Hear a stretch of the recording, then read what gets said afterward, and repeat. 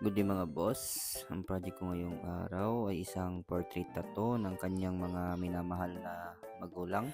Bali ito po yung mga litrato ng magulang ng ating bossing na kanyang ipapagawa. Bali uunahin po natin yung mother niya. At dalawa po palang portrait yung ipapagawa ng ating boss. Mauuna lang po yung kanyang nanay dito pa sa kabilang kamay niya. Yun.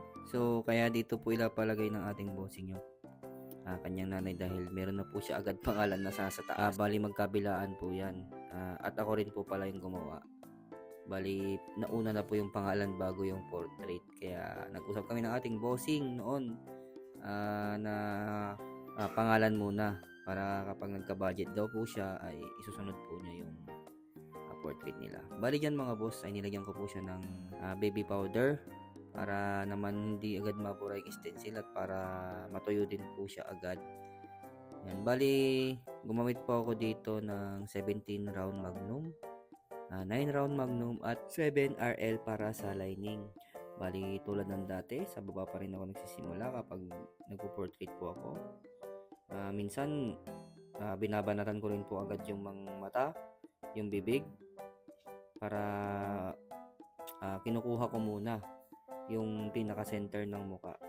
Pero madalang lang po yun. Depende po kapag nabubura na po ng stencil. Pero sa ngayon po ay talagang niliningan ko na po yung dalawang mata at saka yung bibig. Kasi yung pinaka-importante para makuha ko na po agad yung itsura na gusto ko po dun sa portrait na ginagawa ko mga boss. Bali, pag naliningan ko na po yung mata, bali huli ko na po yan.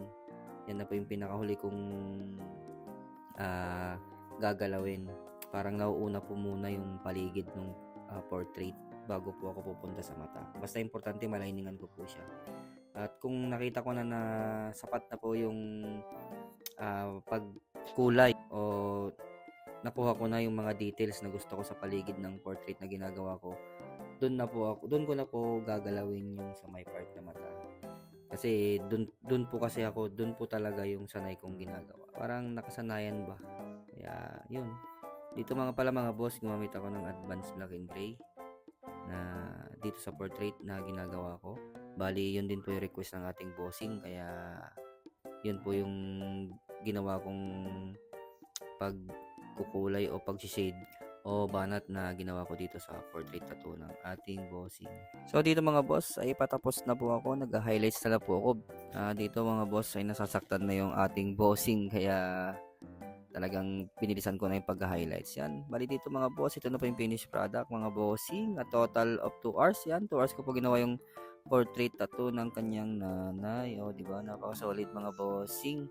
So punta na tayo sa kabilang portrait. Doon naman sa kabilang kamay ng ating boss. Yung tatay naman yung ilalagay natin dito mga boss. Bali natin gawin. Maglinisan mo po muna natin yung paglalagyan at paglalapatan ng stencil at dapat ikalat po natin ng maayos yung stencil serum para talagang kapit na kapit at dikit na dikit po yung stencil natin. Tapos huwag kakalimutan lagyan ng baby powder para hindi po siya maburahan agad ng stencil.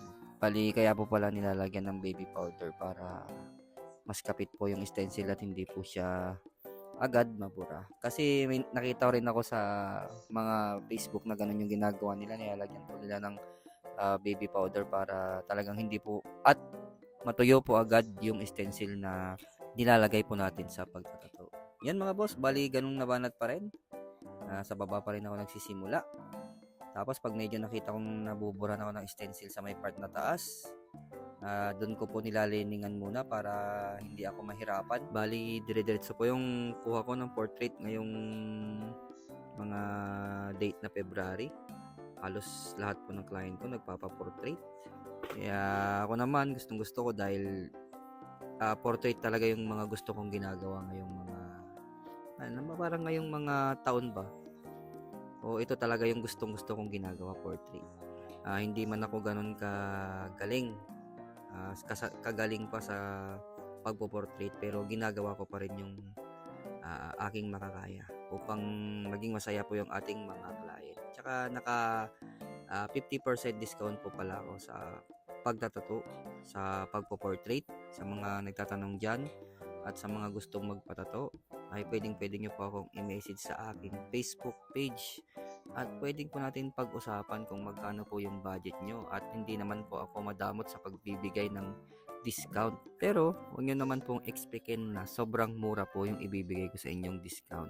Kasi mahirap din po yung part ko na mananato dahil alam niyo naman po na mahirap din po ang mag-supply ng gamit at mahirap din po talaga ang magtato. Pero hindi ko naman kayo bibiguin na o bibigyan ng mataas na presyo dahil ako fair po ako sa aking mga client. At ito na po yung finished product mga boss. A total of another 2 hours yan. Bali, 2 hours pa yung inabot namin sa design ng ating bossing. So, ito mga boss, tignan nyo na po, kahit kayo na po ang humusga sa aking mga gawa.